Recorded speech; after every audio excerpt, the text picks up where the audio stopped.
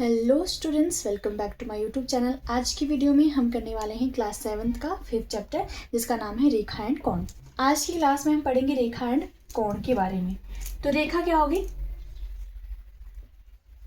अगर हम रेखाखंड जो होता है दो एंड पॉइंट के साथ मिलकर बनता है, जिनके दो अंत बिंदु होते हैं ए और बी, अगर हम इस रेखाखंड को आगे बढ़ा दें, अगर आगे बढ़ने लग जाए, ये तो पॉइंट है, रेखाखंड है, और इस तरह से एरो लगा दे, तो ये क्या बन गई? एक रेखा बन गई। यानी रेखा का मतलब हुआ इसके पास क्या है? दो अंत बिंदु नहीं है, मतलब इसका कोई भी एंड पॉइंट नहीं होता है। ये इस तरफ, ये एरो का जो निशान है ये दर्शा रहा है कि इस तरफ को भी बढ़ती जा रही है अनंत तक, ये इस तरफ को भी बढ़ती जा रही है अनंत तक। ठीक है, तो इसके कोई भी अंत बिंदु नहीं है, इसको क्या बोलेंगे? रेखा बोलेंगे। वैसे ही हमारे पास क्या? कोण। कोण कौन सा हो जाएगा? ये मेरे पास एक रेखा ये है, ये मेरे पास एक रेखा ये है, जहाँ पे ये दोनों कोण से मतलब एक कॉर्नर बना रही है, कोना बना रही है, दो रेखाएं मिलकर यहाँ पे। तो जो ये वाला पार्ट होगा, एक कोण बन गया, कॉर्नर बन गया, इसी को हम क्या बोलेंगे? इसी को हम बोलेंगे कोण। इसके बाद इस चैप्टर में आगे है कोण के ही कुछ टाइप है, एक है पूरक कोण और एक है संपूरक कोण। फिलहाल इन दोनों के बारे में पढ़ते हैं। कोण के ही दो टाइप है, एक मेरे पास आ जाएगा पूरक कोण। पूरक कोण जिसको हम कॉम्प्लीमेंट्री एंगल भी बोलते हैं। कोण मतलब एंगल, ठीक है। तो पूरक कोण इसको हम बोलते हैं कॉम्प्लीमेंट्री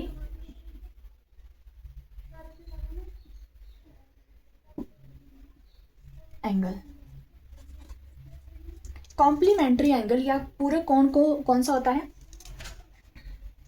अगर हमारे पास दो कोण दिए गए हो, मान लो ये 45 डिग्री, एक 45 डिग्री का कोण दिया है, दूसरा भी 45 डिग्री का कोण दिया है। अगर किन्हीं दो कोणों का योग, ये हो गया 45 डिग्री प्लस 45 डिग्री, किन्हीं दो कोणों के मापों का योग, मतलब 45 डिग्री इसका माप इस कोण का 45 डिग्री 90 हो जाता है, तो उसको क्या बोलते हैं? हम उनको क्या बोलते हैं? पूरक कोण। मतलब ये दोनों आपस में क्या लग रहे हैं? एक दूसरे के पूरक कोण लग रहे हैं, ठीक है। यानी बुक में डेफिनेशन दी गई है कि जब दो कोणों के मापों का योग 90 डिग्री होता है, 90 डिग्री होता है, तो वो दोनों कोण जो है वो कोण क्या कहलाते हैं? पूरक कोण कहलाते हैं। इसी के साथ हमारे पास आ जाता है एक संपूरक कोण। संपूरक कौन सा हो गया? वैसे ही वापस से दो कोण होंगे, लेकिन इस टाइम मान लो मेरे पास ये 130 डिग्री है, ठीक है, इस तरफ को आ जाएगा 130, और ये मेरे पास मान लो 50 डिग्री है। इन दोनों का मैं योग करूंगी 130 प्लस 50, ये मेरे पास हो जाएगा 180 डिग्री। यानी संपूरक कोण वो कोण होंगे जिनके मापों का योग क्या होगा? 180 डिग्री होगा। आगे समझ। पूरक कोण मतलब हमारे पास योग कितना आना चाहिए? 90 डिग्री आना चाहिए। संपूर्ण कोण में योग कितना आना चाहिए? 180 डिग्री आना चाहिए, ठीक है। इसके बाद एक और इम्पॉर्टेंट पॉइंट है इसमें, रेखा के बारे में। मान लो मेरे पास एक रेखा है, ठीक है, डी आपने देखी होगी, इस तरह से होती है डी। इसमें यहाँ पे कोण होते हैं, 0 से शुरू हो जाते हैं, 0, 10, 20, 40, 45, जितने भी करके, ठीक है। यहाँ पे हमारे पास होता है 180 डिग्री का कोण। इधर अगर 0 है या फिर इधर 0 है, तो इधर 180 होगा, इधर क्या होगा? 180। यानी जो एक रेखा है पूरी, अगर मैं उसके कोण के बारे में पता लगाऊं, ये रेखा पूरी है अगर, तो कोण कौन सा बनेगा? 180 डिग्री बनेगा। कोण पूछा जाए या हमारे पास कुछ क्वेश्चंस में आएंगे। यानी ये अगर स्ट्रेट रेखा है, अगर पूरा ये चीज़ है, पूरा इस पॉइंट से लेके पूरे दूसरे रेखा के किसी दूसरे पॉइंट पे मिल रही है, तो इस कोण को क्या बोलेंगे? ये 180 डिग्री का कोण होता है। आपके पास डी में भी एग्जाम्पल है, ठीक है, डी होती है जो। इसके बाद पूरक कोण और संपूरक कोण हो गया है।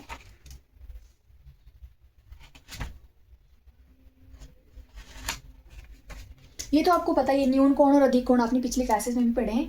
एक होता है न्यून कोण। न्यून कोण कौन से हो जाएंगे? कम। अधिक कोण मतलब जो ज्यादा। यानी न्यून कोण होते हैं 90 डिग्री से कम, ये 90 डिग्री का एंगल है मेरे पास। यहाँ से कम जो होंगे, जितने भी है यहाँ पे एंगल आएंगे 45, 33 या जो भी, वो सारे आ जाएंगे न्यून कोण। अधिक कोण जो 90 डिग्री से ज्यादा होंगे, ये आओगे इस तरफ वाले, ठीक है। यानी 180 डिग्री तक कौन से आ जाएंगे? अधिक कोण आ जाएंगे। अब इसके बाद एक हमारे पास आ जाता है आसन कोण। आसन कोण कौन सा होगा? इसके लिए हमारे पास 3 पॉइंट है।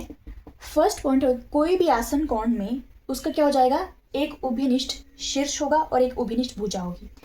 उभयनिष्ठ मतलब कॉमन, एक कॉमन क्या हो जाएगी, शीर्ष होगा और कॉमन क्या हो जाएगा, एक भुजा हो जाएगी। बस इसी से आप एक आसन कोण को क्या कर लोगे, पहचान लोगे। थर्ड इसमें कहा गया है कि जो भुजाएं उभयनिष्ठ नहीं है वे उभयनिष्ठ भुजा के एक एक तरफ है। मतलब एक तो हमारे पास भुजा क्या आ जाएगी, उभयनिष्ठ आ जाएगी, लेकिन जो दोनों भुजाएं उभयनिष्ठ नहीं होंगी वो उभयनिष्ठ भुजा के यानी कॉमन भुजा के एक एक तरफ आ जाएगी। फॉर एग्जाम्पल अगर ये मेरे पास एक कॉमन भुजा है तो एक इस तरफ को आएगी, एक इस तरफ, मतलब एक एक तरफ आएगी कॉमन भुजा की। कॉमन भुजा क्या होगी, बीच में होगी। तो आसन कोण, एग्जाम्पल मेरे पास एक कोण है,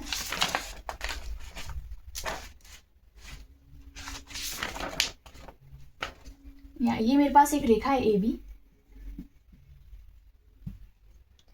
एक मेरे पास आ गई ये वाली ई ओ एंड सी। ठीक है, फिलहाल इसी में देखते हैं। तो मेरे पास आसन कौन कौन से हो जाएंगे, देखो एक उभयनिष्ठ कॉमन भुजा होनी चाहिए अगर मेरे पास, और एक शीर्ष होना चाहिए। ठीक है, शीर्ष मतलब एक ही पॉइंट होना चाहिए जहाँ से कोई कोण की क्या हो रही है, शुरुआत हो रही है, मतलब कोई कोण शुरू, यहाँ से कोई कोण बनता है वो शीर्ष हो गया, ये शीर्ष आ गया ओ। ठीक है, एक कॉमन शीर्ष है इन दोनों का, ये एक कोण है मेरे पास ए ओ ई, एक कोण है मेरे पास ई ओ सी। ठीक है, तो एक शीर्ष आ गया, कॉमन शीर्ष हो गया, दोनों में ओ ही क्या है, शीर्ष है। कॉमन भुजा कौन सी आ गई, ओ ई वाली कॉमन भुजा आ गई। साथ में जो बाकी की दो भुजाएं वो क्या है, कॉमन भुजा की एक दूसरी तरफ है। यानी मेरे पास आसन कोण यहाँ पे बन जाएंगे, कोण को ऐसे रिप्रेजेंट करेंगे, जब मतलब कोण को लिखना होगा तो ऐसे लिखेंगे, कोण ए ओ ई और इसके साथ आसन कोण है दूसरा कोण ई ओ सी, कोण ई ओ सी। आया समझ, एक शीर्ष हो गया, एक कॉमन भुजा होगी, बाकी की दो भुजा कॉमन भुजा की दूसरी तरफ है। ठीक है,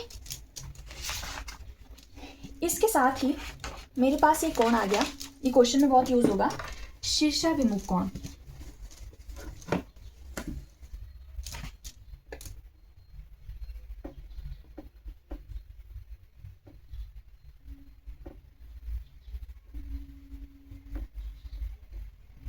शीर्षाभिमुख कोण कौन से हो जाएंगे, फॉर एग्जाम्पल मेरे पास कोई दो रेखा है, वो क्या कर रही है, एक दूसरे को प्रतिच्छेद कर रही है, मतलब काट रही है ऐसे। ठीक है, यहाँ पे प्रतिच्छेद कर दिया किस पॉइंट पे, सपोज ये ओ, ये रेखा आ गई ए बी, ये मान लो ई डी। ठीक है, ए बी जो ई डी रेखा है वो ए बी को क्या कर रही है, प्रतिच्छेद कर रही है एट पॉइंट ओ। तो जब भी मेरे पास शीर्षाभिमुख कोण कौन से हो जाएंगे, जो वर्टिकली ऑपोजिट एंगल्स, मतलब शीर्षाभिमुख को क्या बोलेंगे हम, वर्टिकली ऑपोजिट एंगल्स।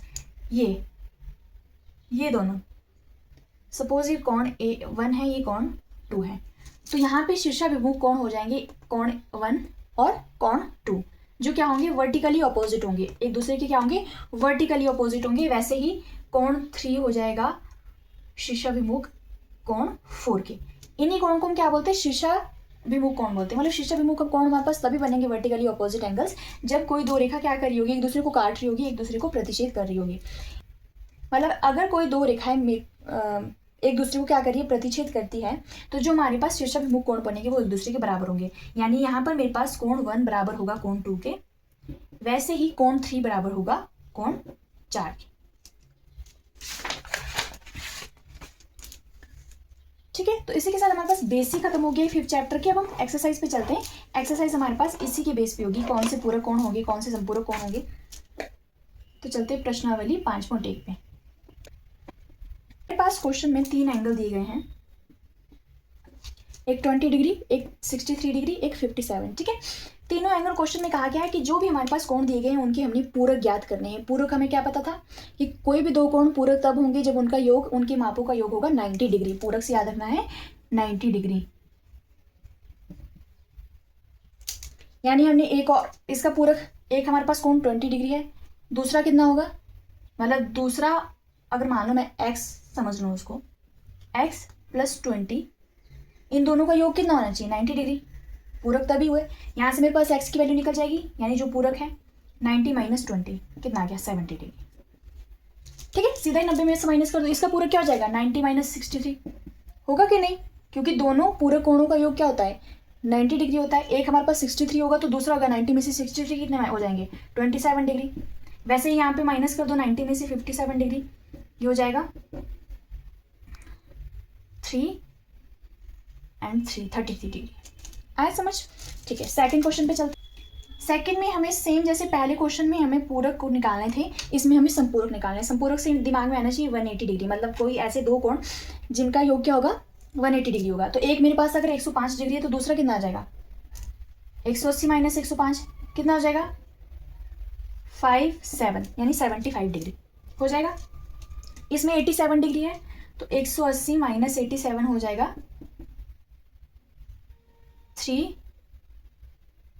93 डिग्री। वैसे ही 154 है, दूसरा इसका संपूरक कौन सा हो जाएगा 180 माइनस 154, आंसर क्या आ जाएगा 26 डिग्री। आगे समझ? ठीक है, तो थर्ड क्वेश्चन पे चलते हैं। बहुत इजी था ये पूरक और संपूरक। थर्ड क्वेश्चन में कहा गया है कि कोणों के निम्नलिखित युग्मों में से पूरक एवं संपूरक युग्मों की पृथक पृथक पहचान कीजिए। पहला है मेरे पास दिया है 65 डिग्री और 115 डिग्री। हमने देखना है कि ये दोनों कोण संपूरक है या पूरक है। संपूरक ही लग रहे हैं, क्यों? क्योंकि पूरक कोण तो दोनों ही मिला के 90 बनाएंगे। ये तो 90 से एक ही कोण हमारे पास 90 से ऊपर है, तो इनका योग करो प्लस 65 कितना हो जाएगा 180 डिग्री, यानी ये कौन सा कोण आ गया, ये आ गया संपूरक। ये दोनों कौन से कोण थे संपूरक कोण। वैसे ही सेकंड में है 63 डिग्री और 27 डिग्री। इन दोनों को प्लस करो, क्या आने वाला है 90 डिग्री होगा 63 प्लस 27, 90 डिग्री है तो ये कौन सा कोण आ जाएगा पूरक कोण। वैसे ही थर्ड में चलो 112 और 68 डिग्री। साफ देख के ही पता चल रहा है संपूरक कोण ही होने वाला है। क्यों? क्योंकि पूरक कोण तो दोनों मिला के 90 बनाता है। ये तो 90 से ऊपर तो 112 ही है, यानी 112 प्लस 68 हो जाएगा 8 9 10 180 डिग्री। ये कौन सा कोण आ गया हमारे पास, ये आ गया संपूरक कोण। इसी के साथ जो बाकी के क्वेश्चन है वो आपके लिए एक्सरसाइज है। इसमें यही बताना है हमने कि पूरक कौन है और या फिर संपूरक कौन है, ये हमें क्या करना है फाइंड आउट करना है। चलिए फोर्थ क्वेश्चन पे चलते हैं। हमने एक ऐसा कोण फाइंड करना है, मान लो ये कोण है, ये हमने फाइंड करना है कि जो अपने पूरक के समान हो। ये जो कोण है वो अपने पूरक के ही समान है, मतलब इसका जो पूरक होगा, इसका पूरक क्या होगा, जो भी होगा, यहाँ पे मैं क्वेश्चन मार्क लगा देती हूँ, वो ये दोनों क्या होंगे सिमिलर होंगे। अब आपको पता है कि दोनों पूरक कोण मिलाकर बनाते हैं 90 डिग्री। 90 डिग्री है तो अगर एक सेम होगा तो दूसरा भी सेम होगा, यानी 90/2 अगर हम कर देंगे तो मेरे पास आ जाएगा 45 डिग्री। यानी अगर मेरे पास ये 45 डिग्री है तो ये भी 45 डिग्री होगा, और दोनों को मिला के क्या बना देगा, ये 90 डिग्री बना देगा। तो हमारे पास एक ऐसा कोण हमने जो ज्ञात करना है जो अपने पूरक के समान है। इसका पूरक क्या है 45, इसका पूरक भी क्या है 45, वो क्या हो जाएगा 45 डिग्री ही हो जाएगा। ठीक है, फिफ्थ पे चलते हैं। सेम क्वेश्चन जैसे पिछला था, इस बार हमने संपूरक कोण बताना है, कैसा कोण ज्ञात करना है जिसका संपूरक उसके समान ही हो। तो 180 है, दोनों का योग डिवाइड कर दो 90 डिग्री, यानी एक मेरे पास अगर 90 डिग्री है तो इसका पूरक भी क्या हो जाएगा, संपूरक क्या हो जाएगा 90 डिग्री हो जाएगा। क्यों? क्योंकि फिर दोनों 90 प्लस 90 दोनों का मापों का योग कितना आ जाएगा 180 आ जाएगा, और वो दोनों एक दूसरे के क्या कहलाएंगे संपूरक कोण कहलाएंगे। ठीक है, यही बोला था इसमें भी। चलिए 6th क्वेश्चन में क्या बोल रहे हैं, पूछा गया है कि क्या दो ऐसे कोण संपूरक हो सकते हैं यदि उनमें से दोनों न्यून कोण हों। न्यून कोण कौन से होते हैं 90 से कम। ये बोल रहे हैं कि क्या ऐसे कोण हो सकते हैं दोनों ही अगर न्यून कोण हो तो क्या संपूरक कोण बना सकते हैं। देखते हैं, न्यून कोण में हाईएस्ट 90 तक जा सकते हैं, 90 से कम यानी 89 रख लो, ज़्यादा 89 ही जा सकते हैं। अगर मैं 89 प्लस 89 कर दूं तो कितना आ जाएगा 9 प्लस 9 18, 16 प्लस 178। हाईएस्ट कोण भी क्या बना रहा है न्यून कोण का 178 ही बनाता है, यानी हम न्यून कोण में अगर दोनों ही न्यून कोण हो तो 180 मतलब संपूरक कोण उसका नहीं बन सकता है, तो ये हो गया रॉन्ग हो जाएगा। ठीक है, वैसे ही सेकंड में पूछ रहे हैं अधिक कोण। अधिक कोण में तो क्या होगा बना सकते हैं, अभी पीछे भी हमने बहुत सारे क्वेश्चंस करे, जैसे क्वेश्चन ये था 112 और 68, इसमें क्या है नहीं, इन्होंने कहा कि दोनों ही अधिक कोण होने चाहिए। मतलब क्या दो ऐसे संपूरक कोण हो सकते हैं कि अगर दोनों ही क्या अधिक कोण हो। अगर मेरे पास 112 है और एक अधिक कोण और ले लो, 90 से कुछ ऊपर ही ले लो, 91 ले लिया, 91 प्लस करो इसमें 90 से ऊपर वाले कोणों को हम अधिक कोण बोलते हैं। 3, ये तो 180 से क्या हो गया, ज़्यादा ही होने वाला है, ठीक है।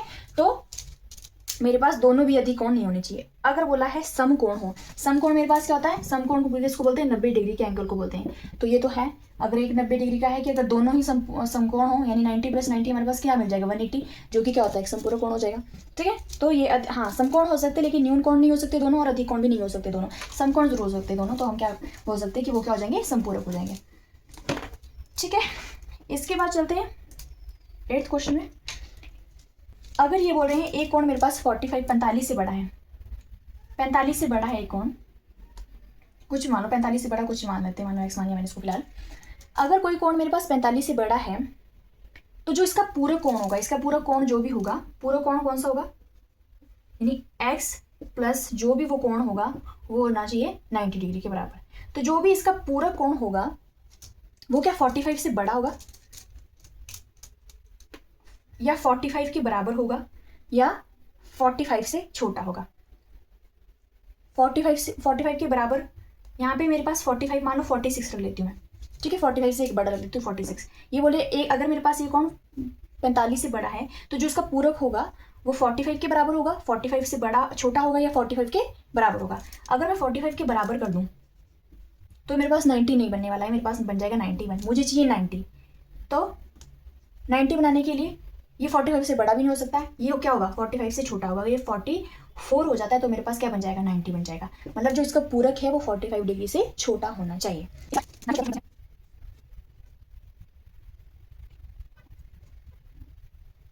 मेरे पास एक आकृति दी गई है, इसी के बेस पे हमारे पास कुछ क्वेश्चंस होंगे, ठीक है।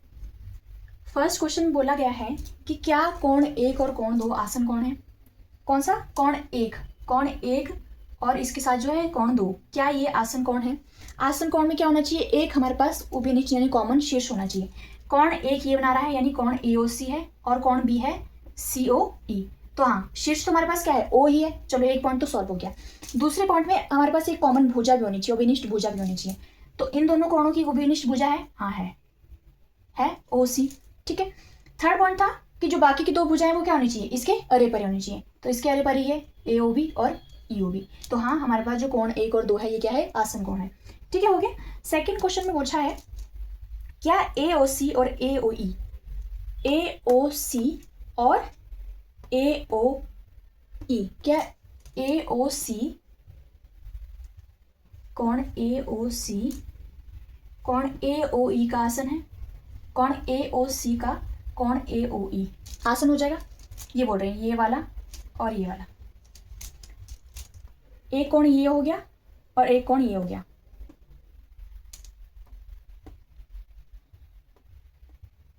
हो जाएगा नहीं, क्यों, क्योंकि कोण AOC और कोण AOE में चलो शीर्ष हमारे पास कॉमन शीर्ष ही आ गया। अब कॉमन भुजा ढूंढो, कॉमन भुजा OC नहीं आएगी, AOC है AOE है, कौन सी रिपीट हो रही है बार बार, एक कोण तो ये आ गया, एक कोण ये वाला आ गया, ये वाली हमारे पास कॉमन भुजा आ रही है, ये वाली। बट जो बाकी की दो भुजाएं क्या इसके बीच में है, कॉमन भुजा क्या इसके बीच में होनी चाहिए थी, जो नहीं है। तो तीसरा पॉइंट हमारे पास सेटिस्फाई नहीं होता है, मतलब जो कोण AOC है वो कोण AOE का आसन नहीं है। एक पॉइंट इसमें रह गया हमारा रैखिक युग्म। रैखिक युग्म क्या हो जाएगा, ये कोई भी दो आसन कोण जैसे हमारे पास थे, यही था हमारे पास, जैसे आसन कोण एक, कोण 1 और 2 AOC और COE, दो आसन कोणों के युग्म से बनता है, और साथ में मतलब ये हमारे पास रैखिक युग्म हो जाएगा। साथ में जो इसकी कॉमन भुजा नहीं है, कौन कौन सी कॉमन भुजा तो हमारे पास OC जो नहीं है, OE और AO, वो क्या हो जाएगी, वो विपरीत दिशा में होगी। हाँ, तो ये क्या है, ऑपोजिट डायरेक्शन में, एक किस डायरेक्शन में, एक इस डायरेक्शन में हो गया, तो इसी को हम क्या बोल देंगे, रैखिक युग्म बोल देंगे। तो वैसे ही हमारे पास इस क्वेश्चन में बोला गया है कि कोण COE और कोण EOD COE और कोण EOD, क्या ये रैखिक युग्म बना रहे हैं, तो हाँ बना रहे हैं। क्यों, क्योंकि देखो कोण COE और EOD में कॉमन भुजा ये, बाकी की दो भुजा बिल्कुल क्या है, अपोजिट डायरेक्शन में, जो कॉमन भुजा नहीं है वो क्या है, अपोजिट डायरेक्शन में। तो हाँ, थर्ड में क्या आ जाएगा, ये दोनों क्या है, रैखिक युग्म है। वैसे ही फिफ्थ में पूछा गया है BOD और DOA संपूरक कोण है या नहीं। B कहाँ है, BOD और DOA संपूरक कोण है? हाँ है। क्यों? BOD हमारे पास है 4, कोण 4 है, वैसे ही DOA हमारे पास कोण 5 है। कोण 4 + 5 हमारे पास क्या बना रहे हैं? 180 डिग्री बना रहे हैं। क्यों? क्योंकि ये रेखा है AB पे ये कोण क्या बन रहे हैं? पूरा टच कर रहा है रेखा, यहाँ से इस पॉइंट से इस पॉइंट तक। ये मैंने बता दिया D वाले एग्जाम्पल से भी आपको पहले ही। तो ये 180 डिग्री का बना रहे हैं, 180 डिग्री कोण बना रहे हैं, यानी संपूरक कोण है। तो हाँ, ये दोनों क्या है? संपूरक कोण हो जाएंगे। वैसे ही फोर्थ में कोण 1 का शीर्षाभिमुख कोण 4 है। शीर्षाभिमुख जो वर्टिकली अपोजिट एंगल होंगे, कोण 1 का 4 है। हाँ, तो क्या है? वर्टिकली अपोजिट है, दो रेखा ये वाली क्या हो रही है? DOC और AOB क्या कर रही है? एक दूसरे को प्रतिच्छेद कर रही है पॉइंट O पे। कोण 1 और A4 क्या हो जाएंगे? शीर्षाभिमुख कोण हो जाएंगे। कोण 5 का शीर्षाभिमुख कोण COB है। COB कौन सा है? COB है COB 2 + 3 नहीं पूछा है। कोण 5 का शीर्षाभिमुख कोण कौन सा है? तो 5 का शीर्षाभिमुख कोण कौन सा हो जाएगा? यही हो जाएगा 2 + 3 5, 2 + 3 हो जाएगा, जो क्या है? कोण COB है। ठीक है, यानी कोण 5 का शीर्षाभिमुख कोण हो जाएगा 2 + 3, 2 + 3 बनाता है COB, कोण COB हो जाएगा। ठीक है। सो 10th क्वेश्चन में हमारे पास एक आकृति दी गई है, उसमें हमारे पास पूछा गया फर्स्ट में शीर्षाभिमुख कोण और सेकंड में पूछा गया हमने इसमें बताने रैखिक युग्म कौन कौन से हैं। तो शीर्षाभिमुख आपको पता क्या होता है? वर्टिकली अपोजिट एंगल्स, मतलब जो ऐसे आमने सामने होंगे वर्टिकली। यानी हमारे पास जैसे ये 5 है या जैसे 1 है, ठीक है, 1 और 4 कैसे कौन बना रहे हैं? ऐसा बना रहे हैं, इधर 1 है इधर 4 है, वर्टिकली अपोजिट है। एक ही आ गया शीर्षाभिमुख, यानी एक पेयर हमारे पास बन गया 1 और 4 का, कॉमा। दूसरे कौन कौन से हो जाएंगे शीर्षाभिमुख कोण? दूसरा हो जाएगा 2 के साथ तो 3, 5 का बनेगा, 5 ये पूरा है, 5 के अपोजिट पूरा ये वाला कोण आएगा, ये वाला कौन कौन सा है? 2 और 3, यानी 5 के शीर्षाभिमुख जो कोण है वो आ जाएगा 2 + 3, कोण 2 + 3। आगे समझ? वैसे ही रैखिक युग्म कौन से होते हैं? जो आसन कोण होते हैं। आसन कोण जिनका एक शीर्ष हो और बाकी जो एक शीर्ष हो, वैसे ही कॉमन एक भुजा हो और जो बाकी 2 भुजाएं वो बिल्कुल अपोजिट डायरेक्शन में, विपरीत दिशा में हो। यही होता है हमारे पास रैखिक युग्म और आसन कोण। तो देखो ये बिल्कुल यहाँ पे एक शीर्ष हो गया और ये बिल्कुल अपोजिट डायरेक्शन में हो गए, यानी 4 और 5 क्या बना रहे हैं? हमारे पास रैखिक युग्म बना रहे हैं। एक आ गया 4 और 5 और दूसरा आ जाएगा ये वाली एक हमारे पास यहाँ पे एक कोण आ गया, ये वाला, ये कॉमन भुजा आ गई, ये बिल्कुल विपरीत दिशा में अपोजिट डायरेक्शन में होनी चाहिए, जो बाकी की 2 भुजा होनी चाहिए ये वाली।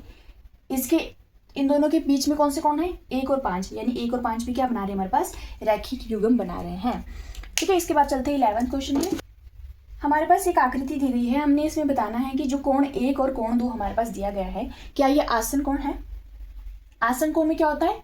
पहला पॉइंट होता है कि हमारे पास जो शीर्ष है वो क्या होना चाहिए? कॉमन होना चाहिए, उभयनिष्ठ मतलब कॉमन। ठीक है। दूसरा पॉइंट उसमें बोलता है कि जो एक भुजा है, एक भुजा कॉमन होनी चाहिए, एक शीर्ष कॉमन होना चाहिए दोनों में। और इस कोण का शीर्ष कहाँ है? ये 2। इस कोण का शीर्ष कहाँ है? ये तो देख के पता चल रहा है दोनों क्या है, आसन कोण नहीं है। ठीक है, तो ये नहीं होंगे आसन कोण। चलते 12th क्वेश्चन पे। 12th क्वेश्चन में हमारे पास एक्स वाई जेड का हमने मान ज्ञात करना है। एक्स वाई जेड जो कि हमारे पास कोण है, तो इसका मान कैसे ज्ञात करेंगे? पहले तो देखते हैं इस फर्स्ट वाली आकृति में, देखते हैं एक्स को। ये जो एक्स है और 155 है, ये क्या लग रहे हैं? शीर्षाभिमुख कोण लग रहे हैं, वर्टिकली ऑपोजिट एंगल्स लग रहे हैं। क्यों? एक इस तरफ है एक इस तरफ है और वर्टिकल लाइंस बनी है, यानी एक्स के शीर्षाभिमुख हमारे पास 155 है और आपको पता है दोनों जो शीर्षाभिमुख कोण होते हैं वो क्या होंगे? बराबर होंगे। यानी एक्स तो हमारे पास यहाँ पे 155 आ गया। क्यों आ गया? क्योंकि शीर्षाभिमुख कोण है।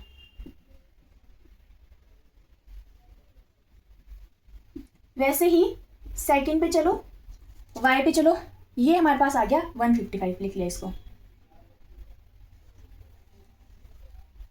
155 आ गया। अब इसको देखो, ये क्या बना रहा है? रैखिक युग्म बना रहा है। ये पूरा कोण बन गया, मैंने बताया था रेखा है एक,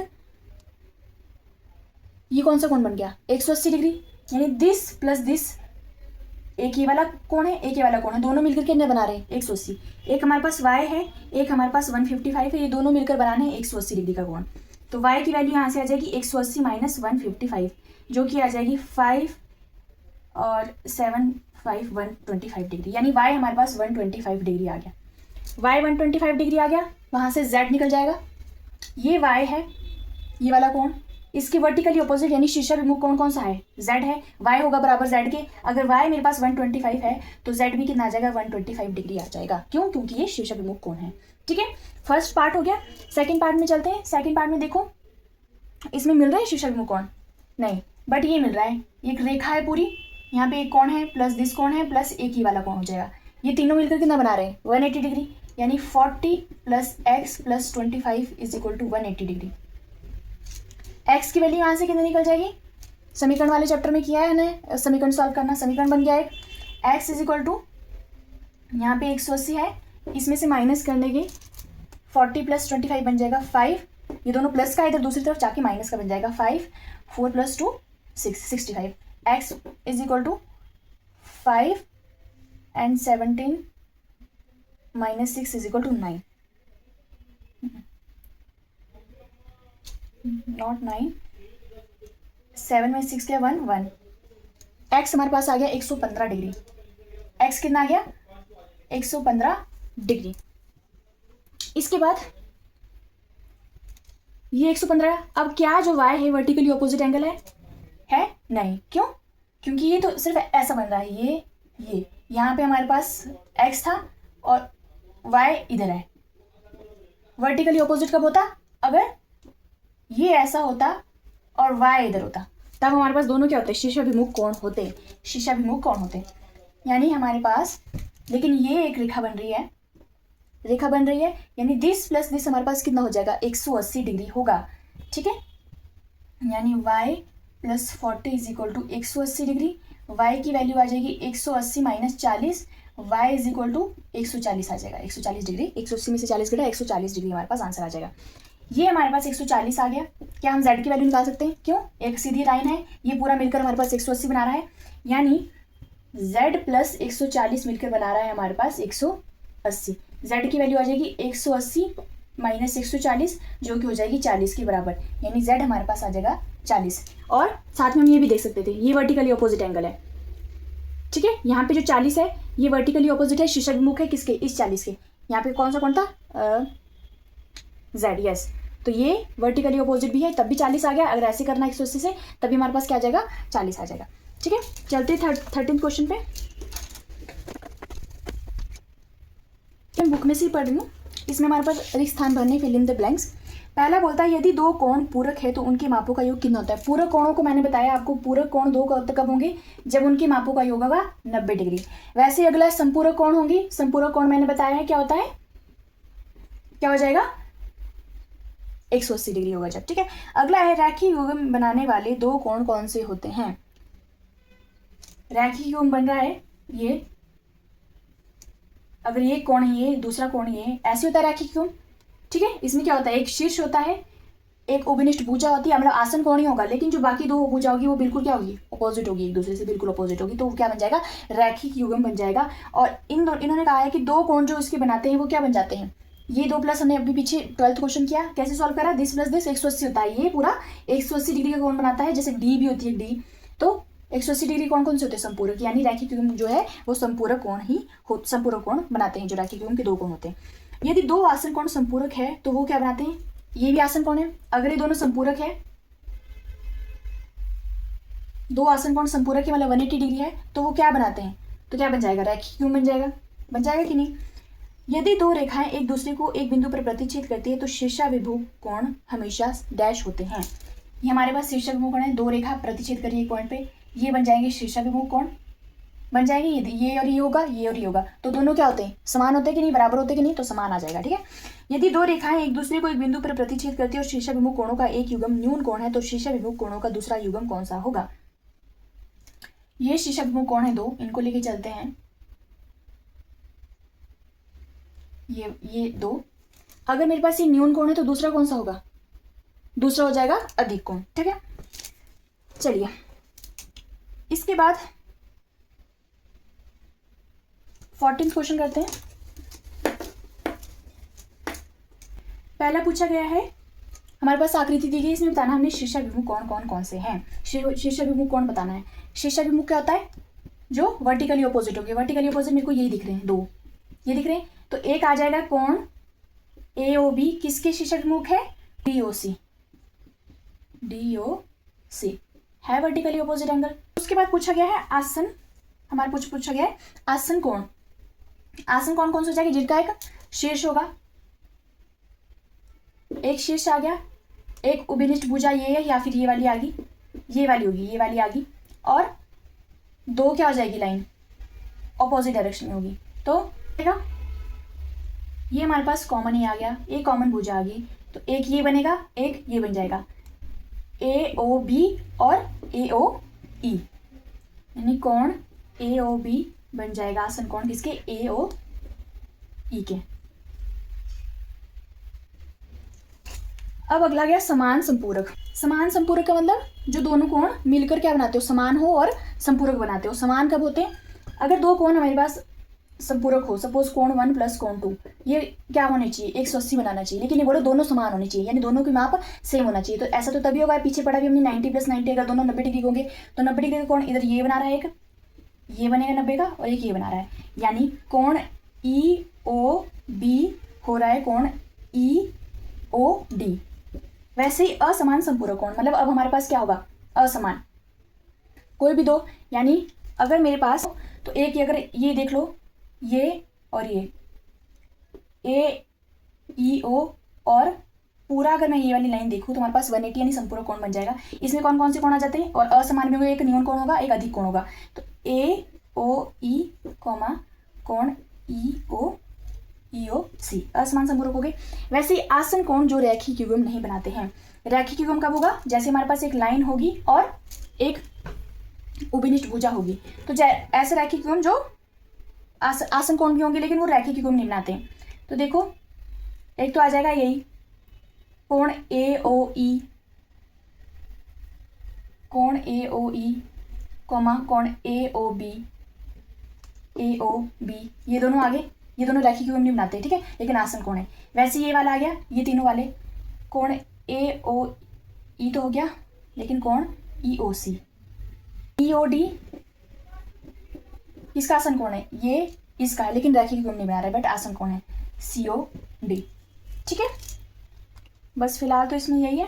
तो इसी के साथ हमारी प्रश्नावली 5 मिनट खत्म हो जाती है। इसमें 14 ही क्वेश्चन है। इसके बाद 5.2 हमारे पास एक्सरसाइज बचेगी इस चैप्टर की, और 5.2 ही हमारे पास लास्ट एक्सरसाइज इस चैप्टर की। उसके बाद हमारे पास ये चैप्टर खत्म हो जाएगा। So thank you for watching this video.